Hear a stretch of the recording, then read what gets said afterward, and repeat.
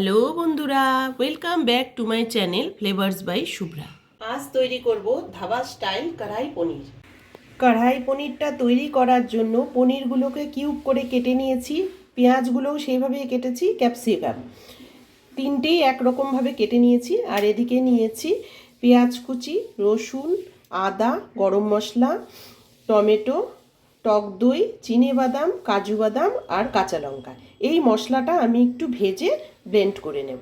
প্রথমে কড়াইতে সাদা তেল গরম করে নিয়ে দিয়ে দিচ্ছি এক চুটকি লবণ।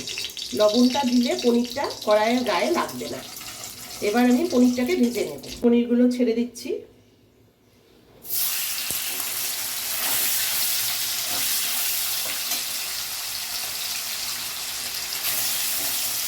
হালকা ভেজে পনিরগুলোকে তুলে নিতে হবে।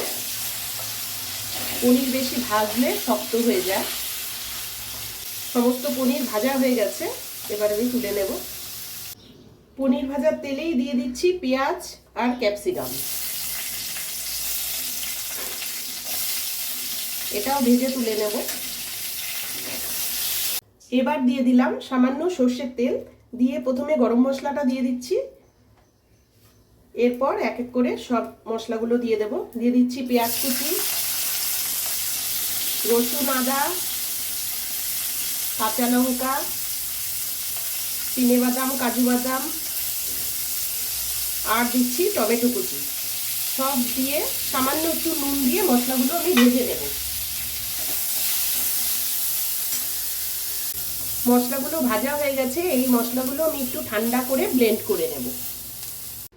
প্রথমে কড়াইটাতে তেল গরম করে নিয়ে দিয়ে দিচ্ছি 1 চামচ চিনি। এই চিনিটা আগে দিলাম কারণ রান্নার কালারটা ভালো হবে। এবার সেই ভাজা মশলাটা দিয়ে দিচ্ছি, যেটা আমি ভেজে ব্লেন্ড করে নিয়েছিলাম।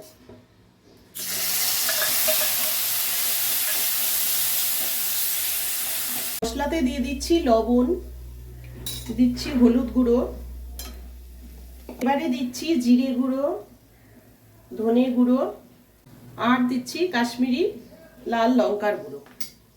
সব দিয়ে এবার মশলাটাকে ভালো করে কষিয়ে নেব। যতক্ষণ না মশলায় তেল ছাড়ছে ততক্ষণ ভালো করে কষাবো।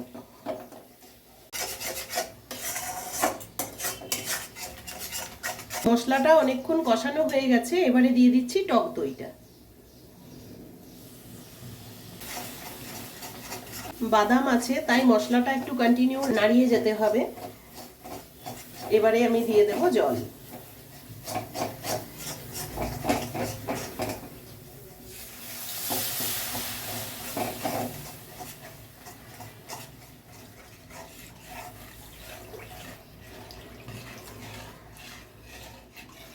গ্রেভিটা ফুটে উঠেছে, এখন আমি দিয়ে দেব এই ভাজা পনির, ক্যাপসিকাম আর ভাজা পেঁয়াজটা।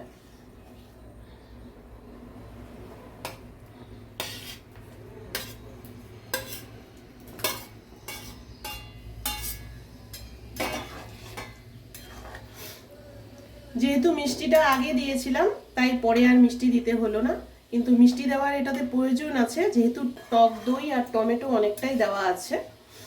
রান্নাটা আমার রেডি হয়ে গেছে। তোমাদের যদি ধাবা স্টাইল কড়াই পনিরের এই রেসিপিটি ভালো লেগে থাকে তাহলে ভিডিওটিকে লাইক করো, চ্যানেলটিকে সাবস্ক্রাইব করো, আর যারা ফেসবুক পেজ থেকে দেখছো তারা পেজটিকে ফলো করো।